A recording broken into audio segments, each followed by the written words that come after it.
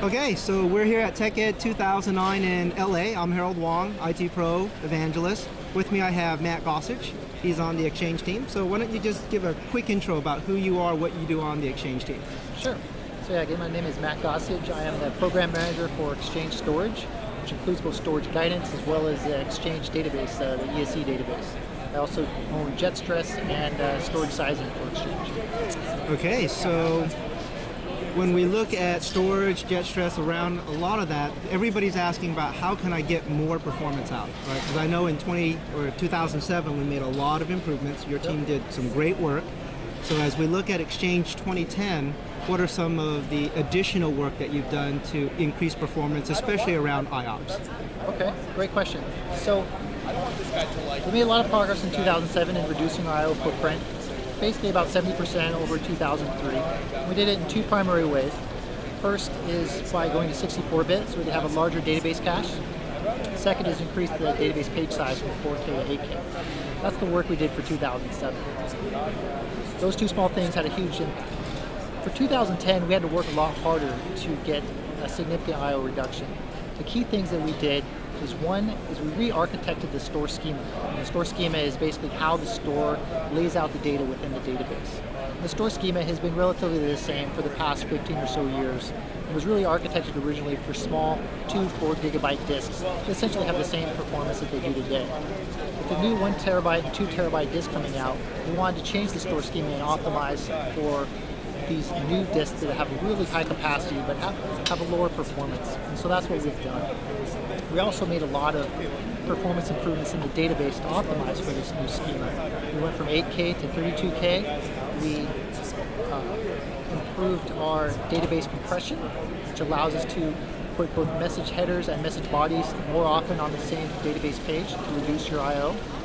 We also added a couple of really cool features. One of them is called database cache compression.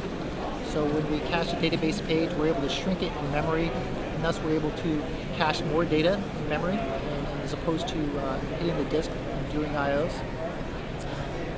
We also, based on our new high availability solution in 2010, we can have multiple copies of your data, more than 2, multiple nodes within the cluster up to 16. You can do a lot of creative things to reduce your IOs. One of them has been to increase our checkpoint depth on the database from 20 megabytes to 100 megabytes. And this is able to reduce our database writes per second by about 40% by that one change alone.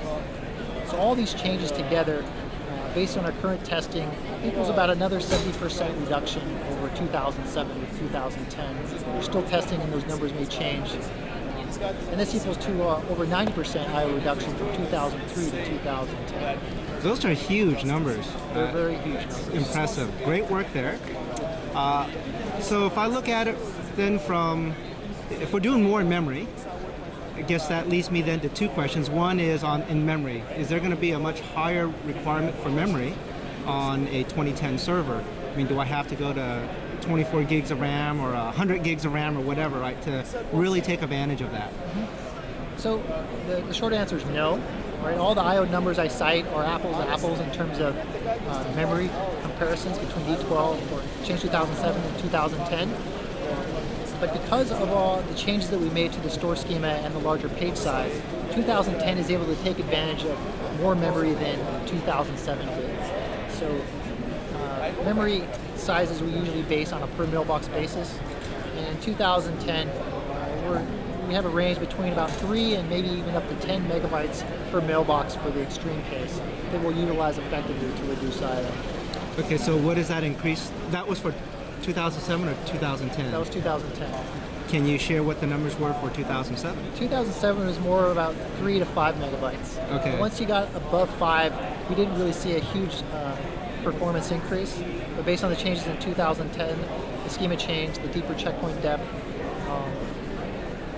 we're able to utilize the memory more effectively, the large page size.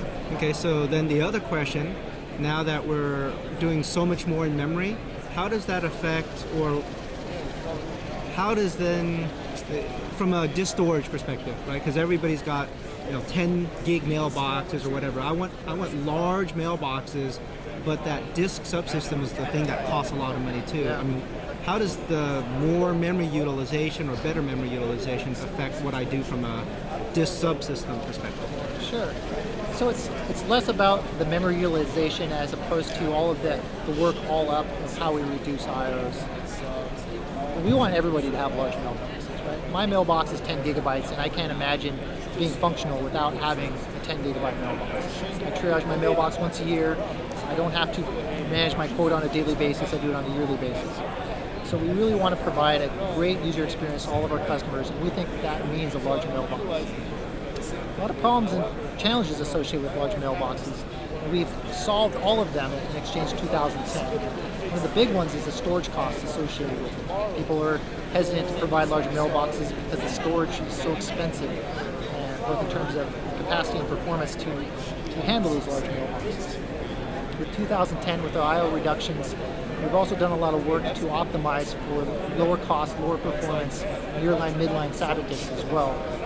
We really believe and have worked hard to make Exchange 2010 work well on this less expensive, less performing disk technology, so you can deploy large mailboxes. Okay, well, I think that's going to really help a lot of people, right? Because I get those questions all the time. And I want to respect your time.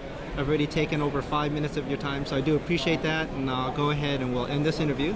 So thank you very much, and hope to interview you again next year in New Orleans. Absolutely, look forward to it. Thank you. Thanks.